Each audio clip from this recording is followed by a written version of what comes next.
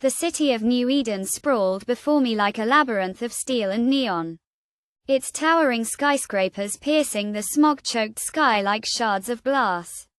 I stood at the edge of the rooftop, the wind whipping my hair into a frenzy as I gazed out at the endless expanse of humanity below.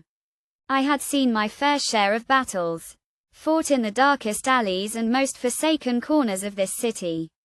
But nothing could have prepared me for the rumor that was about to change everything. It started as a whisper, a faint murmur that spread like wildfire through the city's underbelly. They said the Shadowhand had returned, a legendary assassin thought to be long dead. The mere mention of its name sent shivers down my spine, for I had faced the Shadowhand once before, and barely escaped with my life. I had always thought of myself as a seasoned soldier, a warrior hardened by the fires of combat. But the Shadowhand was a different kind of enemy altogether. It was a ghost, a specter that haunted the shadows and struck without warning. At first, I dismissed the rumor as mere fantasy, a desperate attempt to stir up fear and chaos in a city already teetering on the brink of collapse. But as the days passed, the whispers grew louder, and I began to sense that something was amiss. People were disappearing, vanishing into thin air without a trace. The city's authorities were powerless to stop it, and the streets were gripped by a growing sense of panic. I knew I had to get out, to escape the city before it was too late. But as I turned to make my way back down to the streets, I felt a presence behind me. I spun around, my hand instinctively reaching for the knife at my belt.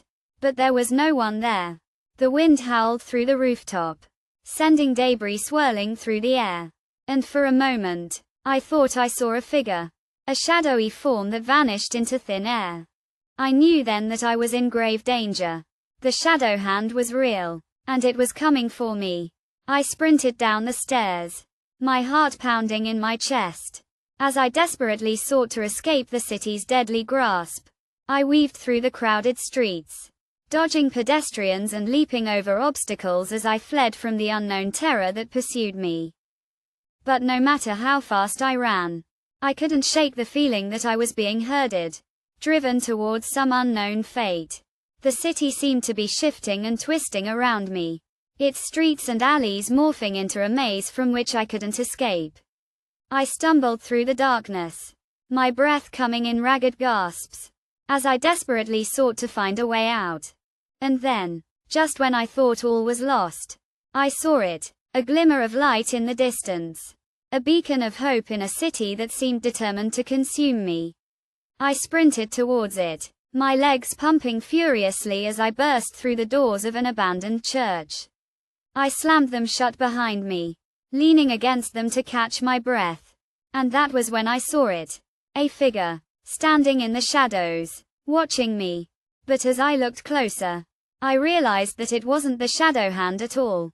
It was a woman, a stranger with piercing green eyes and a gentle smile. She stepped forward, her hand extended, and I saw that she was holding a small, intricately carved box. "You've been running from the wrong thing all along," she said, her voice barely above a whisper. The Shadowhand was never the enemy. It was just a myth, a legend created to distract you from the real danger.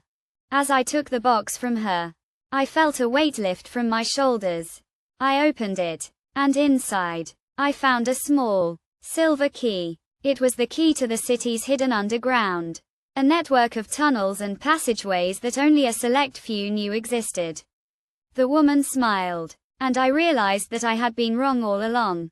The Shadowhand was never the enemy. It was just a myth, a distraction from the real danger that lurked in the shadows. And I had almost fallen for it.